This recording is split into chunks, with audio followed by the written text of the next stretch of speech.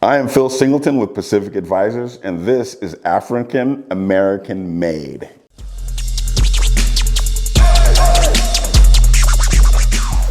How you doing today? I'm doing outstanding. It's a pleasure meeting you today, and I am happy to finally meet a brother who is in the financial sector, going to give us a lot of insight on some things that we need to think about in our community. And I think it's just a blessing to be able to sit here and talk with you today. So thank you for allowing me some of your time. Oh, sure. I'm glad to do it. Okay. So won't you tell us your name, the name of your business, and what your function is in your business. Go back a little bit into your credentials. My name is Phil Singleton, and I am with Pacific Advisors. We're a financial services firm. And what we do is we help people plan for financial security, and in every aspect of it. There's three different areas: wealth accumulation, wealth distribution, in other words, after you've accumulated wealth, how do you distribute it? And the last part I work with is business owners who want to transition from owning a company into exit planning strategy. How do you leave a company the right way? How do you leave a company that you own? That you own the right way. That's very interesting. So tell us a little bit about your credentials and how you got into this financial space. Well, I actually have my background is in medical background. I have a zoology and chemistry degree. I worked for Big Pharma for about 20 years, and I made a transition to the financial services industry about 20 years ago. And what I found about myself is that my number one skill set is problem solving. And so this fit right in with my skill set, is making me the most highest use of my skill set, is to help people plan and solve problems. So 20 years ago, were you looking into the financial sector and how you could? Well, I knew that the financial industry is one of the few industries where the work that you do, you get rewarded for it continually, and it doesn't tend to go away. So I said, well, that makes sense. So I went into one specific area. I became a qualified plan specialist, where I would put together hybrid qualified plans for businesses and business owners. And then I transitioned from that into working more with individuals, then back more to business owners. So that's how I got into the industry. And any series certifications? Yeah, I have my Series 6 and 63, and I do full service planning with those particular concepts. When you talk to a person that comes to you and say, hey, look, I only have X amount of dollars. I know that I need to start saving. I haven't really done a whole lot of planning up to this point. How do you coach that person into getting on the right track in wealth building? The first thing I do is I try to educate people so they can understand how money works. Most people don't know the fundamentals of what it takes to be successful in wealth accumulation. And there's so much misinformation that's out there. So the first process is to teach people what is the most important thing that they need to do. And what I found over the years is that most people believe that wealth accumulation takes place by investing and then getting a high rate of return on their money so that their wealth can accumulate. But in actuality, they actually control things more than they think. The number one thing that people need to understand about money is that it's what percentage of income do people set aside for the future? In other words, if you're saving 5% of your income, but you're expecting that your financial advisor is going to invest that money and make you wealthy, that's not going to take place. What you need to understand is what percentage of income are you setting aside? So that savings rate is more important than your rate of return that you'll get on any investment. Lower your expenses and increase your savings, right? Well, what typically happens is that the culture that people live in is determining what their expense rate is on their lifestyle. So if people believe that you have to have a big new car every 2 years or live in this X size of house, just because you can qualify for it by your mortgage doesn't mean that's the size house that you should have. If you're getting a large house as taking away from the rate of return that you could be saving for future events, then you may be too big of a house. But people want to feel a certain way, and so the culture that they live in is determining their lifestyle, as opposed to the reality of things that just will occur. So they feel like because they're working real hard and they're putting in a lot of hours and they don't have a lot of material to show for it. This is a gift to themselves to validate their hard work and their existence. Yeah, people believe that they deserve to have this kind of house or this kind of car or dress a certain way. And all those different concepts are determining your lifestyle and also your future lifestyle. And if you want to leave a legacy for your kids, your children's lifestyle. And so what I've observed over the years is that different cultures behave differently based on the information that they have on what is the best thing for them to do. Let's talk about that a little bit. Talk about culture and money. Give me a few examples, and I know we're not picking on any one particular culture, but it is what it is. Give me some comparisons of how most people in certain cultures view, legacy and saving money and retirement and things like that. Well, for example, if you're let's say you're first generation Asian who came to the United States, their culture is to save about 15% of their income. And that's what they do. It is a culture, that's what their lifestyle is. From China, they come here, they tend to save more money. If you're, I'm gonna talk about people that I know that are in Brooklyn, New York. Their average savings rate, if you're working the Diamond District, is between 20 and 50% of your income that they're setting aside for the future. That's a huge amount of money that people are setting aside and doing different things with that money.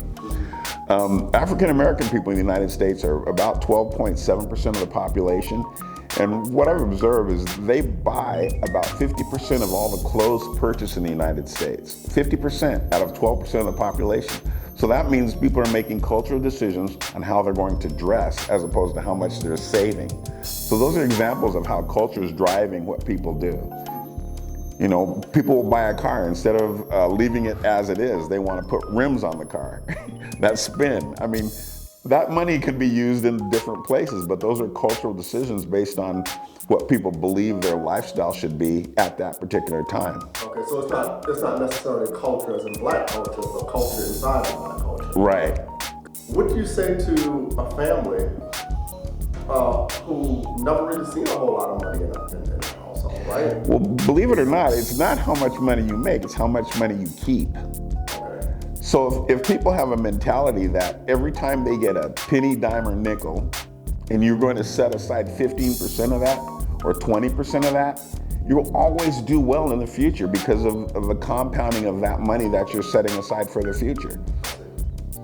So those are choices that people make every day. People work hard and have jobs. I can show you on a mathematical equation, if someone making just $50,000 a year, if they use their money efficiently in that time frame, and let's just believe that they're going to get raises over the years. Let's say they average 2 or 4% of income increasing over time. They'll have multi-millions of dollars by the time they're 65 years old. But if you're short-sighted and thinking that I have to spend my money now, then guess what? They're not going to have that. The money's going to go away because it's based on their lifestyle and their choices. Understood.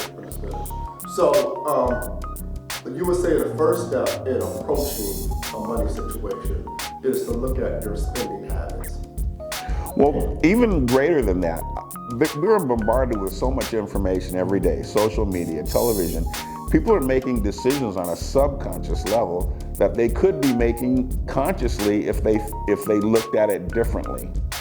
And so we actually have tools that help people look at how their money works on a subconscious level and stay within their lifestyle and still have, live your life and not be unhappy, have joy in your lifestyle, but also instead of having unconscious spending, how about subconscious or unconscious saving? That can occur simultaneously if people understood some of the aspects of what's actually going on. That makes sense. So, in gravitating toward, someone who is, having an issue with saving money, putting money away, they can never get to the part of investing if they're not dealing with that part of their life first. Absolutely. So it's a mindset change. So once people grasp the concept that savings is important, then where you put the money is that's the next step of the process. And the best way to understand that are where is that money being invested at that particular time? Is it a taxable investment, a tax deferred investment, or tax free? And if you have an understanding about where money can go, specifically, say a 401k or an open money under management account, or say someone buys mutual funds or a Roth IRA or certain insurance products, all those things are going to behave differently in the tax realm that actually affect people's outcome during their retirement years. Well, I know personally there are people who've been working for years and don't even know anything about what a 401k is or how it works. You know, how's the money being used in that account, things like that. So they just know that money's coming out of their check and going into a 401k, but other than that, they don't know anything about it. Absolutely. And they don't really try to educate themselves on it either. So I think that ties into what you talked about, whether it's a tax deferred and, you know, all these other things. When it's time to take this money out, you know, what are the tax ramifications for doing that, right? And what's the best way to do that? What's your expound on that? Well, the best way to do it is to actually save 20% of your income in 3 different buckets: taxable, tax deferred, and tax free. Taxable would be like a money management account or a mutual fund account. Tax deferred would be like a 401k. Tax free would be like a Roth IRA or certain insurance products. If that money is growing simultaneously in those 3 different buckets, when it comes time for people to retire, they will be able to spend the money more efficiently. And when it's being spent efficiently, instead of giving that money to the federal government, you get to keep that money. When we talk about tax-free, that means tax-free in the growth. Typically when money is invested anywhere, when it grows, there's a capital gains tax that would take place. There are certain places that you can put your money that as it's growing tax-free. There are no taxes that will occur in that money at that time. Okay. That's what we mean as tax-free. And Roth IRAs and certain insurance products are able to have tax-free growth on money that's been invested. Okay. How would you advise a person or talk to a person who has a lot of debt? Well, debt is a problem, but debt is also another choice that people make. So when I talk about what percent people should be setting aside for the future, making wise decisions whether or not you should, save up some money and to buy what that is, what item you're going to do, put it on credit, or not put it on credit. So those are decisions that people have to make all along the way.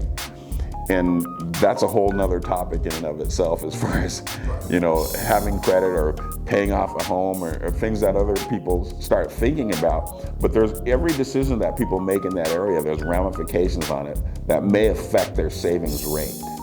Okay. So a person, again, my person who comes in and they haven't really done very well with their money, they want to start saving, and they come to you for advice. But they got tons of credit card debt, and FICO scores, really low, blah blah blah, so on and so forth, right? Does that? I mean, I'm sure you'll still guide them into a savings program, right? Right. Well, wouldn't they have to address that too as well for future growth? Yeah, they do have to address it, but then they have to make a system. First of all, they have to make a mindset and decision. Do I want to keep accumulating debt? And if once they've decided that they don't want to do that anymore, then you take steps all along the way to take off those, particularly the higher interest rate debt, higher credit cards, and pay them off first. So that's the conversation that you will probably have. Oh, absolutely. We're going to have the conversation about taking care of debt. Pardon me? You'll have a come to Jesus moment. Well, when I started off talking about what percent are people setting aside for the future, that encompasses all decisions that people make in money management. So if people decide that they want to set aside 20% of their income, they're going to figure out or I will help them figure out the best way to do that, to leave their life the way they want to live, but have it work in their favor. Do you ever suggest to a person that's just not making enough money to get another job, get an extra job, based on what their goals are? What if it's just not enough money? I have an interesting philosophical discussion about work. I think people are called to work based on their skill set. In other words, I believe that people who are here on earth have specific things that they need to do and that need to be addressed for the future based on their personality and what would be best for them. So if we could address that issue of their actual purpose, then helping them move to those particular directions makes sense to me, because they're going to enjoy their work a lot more, and they're going to get, internal fulfillment as long as they're growing in that particular area and doing whatever it takes to make that happen. So what about grandma that comes in? She's worked 40 years. She's worked for the federal government, for 40 years. Then she was at, she worked at another place for another 30 years. She doesn't really know much about where her money is, but she knows she has a retirement account. She has this thing called a 401k, and she wants to start withdrawing money. What is the first conversation you have with that person? First of all, I would have a conversation with them on lifestyle, what their life's going to look like and how it's going to proceed in the future. Then the next thing is to see if we could, the money that she has, can it generate enough cash flow for her lifestyle to remain the same or get better? And then I will divide it in different places to do different things. One way is, obviously you have to deal with inflation, you have to deal with taxation, and you have to deal with lifestyle in general, what the lifestyles they're going to lead and what things that will happen. Typically when people get older, their body doesn't function as well as it did when you were younger. So long-term care issues or health issues have to be addressed, and how is that going to be dealt with? So we're going to have a conversation around just lifestyle choices, what they need to do to make sure they have guaranteed income for the rest of their life without running out of money. So that could be one of the major factors in a person older, just healthcare. Absolutely, because it needs to be addressed. Because either you're going to be here or you're not. If you're not here, then if you're here, then your body at some point is going to break down. And then if you have family members, is there a legacy? Do they want to leave a legacy? Or they want to, the last day that they died, to make sure that all the money's gone. People need to think about that whole process and what life they want to live during their retirement years. Okay.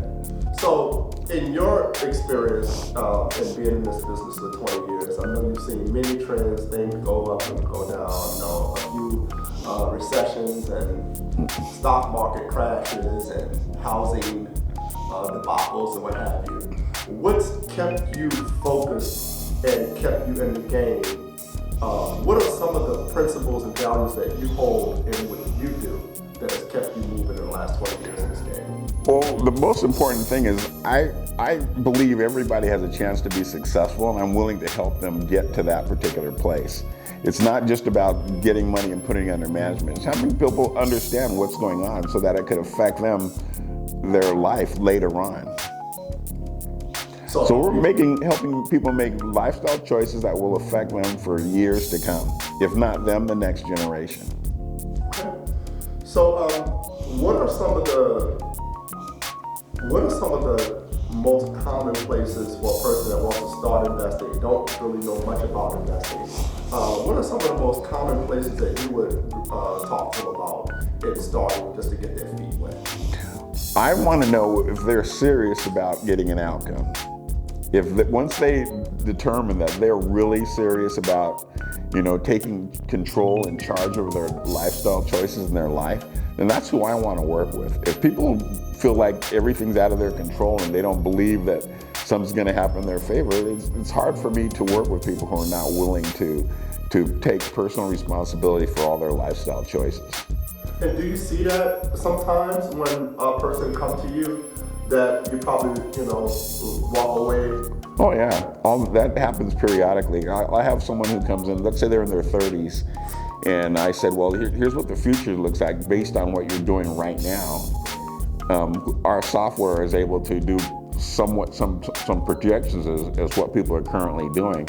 And I ask them, are they okay with that? And they go, well, so if someone says, hey, I'm not ready to be disciplined, then it's hard for me to say, I can't make somebody want to make the right decisions. They have to do that on their own.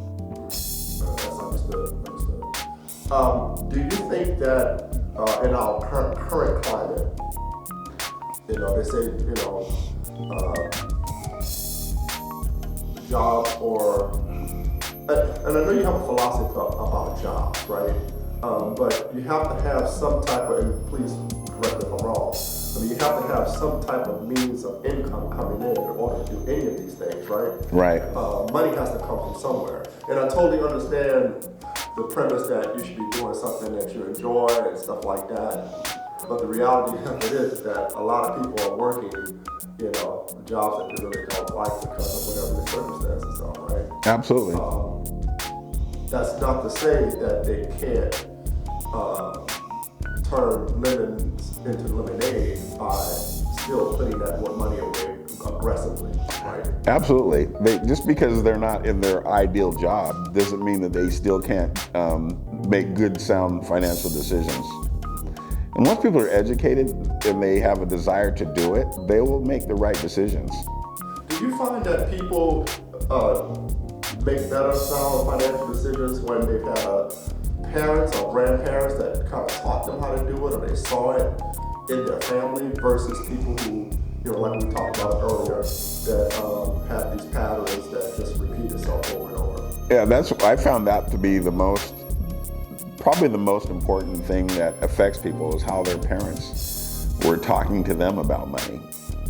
I've been doing this for 20 years, and what I found is that periodically someone will come to my office and they're eager before they even met me to get to work and start doing things. And I said, well, why are you so excited about doing this? And they'll say, well, my dad said that I should be doing this, and that we heard that you're the guy that's going to help us do that, and let's get going. And it's because someone, took the initiative to let them know that, hey, we need to do something about this and find out the steps that we need to take in order for it to work in their favor. Why is it so easy for a person to take advice from someone they have not vetted, don't really know, versus coming to a person like you, who's been in the game for 20 years, have a track record? So what's going on culturally that people are more apt to talk to those type of people? Well, the other thing is, we'll talk about people who are not licensed to sell certain products. They're financial entertainers. If someone's like the Susie Ormans and the Dave Ramseys, they're not licensed to sell things, so they can say anything they want because they're not held accountable to anybody. So, and people say, well, look, they're successful, they're multimillionaires. Well, they're selling products and they're selling information that they're not accountable for. If someone's in the industry, if I give bad advice to someone, I'm accountable for that advice, and I could go to jail for it. They can't, because they're financial entertainers, which is a lot different. Wow, that's the first time I've heard that term, but it makes sense. Financial entertainers. Wow. Now, I'm not saying that all the information that they say is bad. Of course. But I kind of picture it like going to a football game, leaving at halftime, and thought you won the game, and then the game you heard on the radio driving home because you left early that your team lost. That's what some of the advice that sometimes some of those financial entertainers give to people that's not grounded in reality. Yeah. You've been very gracious and very humble about your beginnings. Why don't you talk to us about your football days? I ran for about 1,000 yards rushing in high school. I had a lot of carries. I did punt return, kickoff return. Then when I went to college at Weber State University in Ogden, Utah. And when I got there, there were a ton of running backs, so I figured if I went and played defense, I could start. So I started at cornerback, and then they moved me to strong safety, and I played strong safety throughout my college. All right, that's what's up. Yep. You still got any skills, or you know? Well, I'm a little older now. I don't want to go out and hurt myself. You still catch a ball, right? Yeah, well, I haven't tried much lately. I haven't tried. My children are 35 and 31. So my days of playing football are gone. And Okay, so I also ran track too. And so I was a quarter miler. I ran a 47 flat on the Big Sky Conference Championships. Okay, Mr. Field, now you're bragging.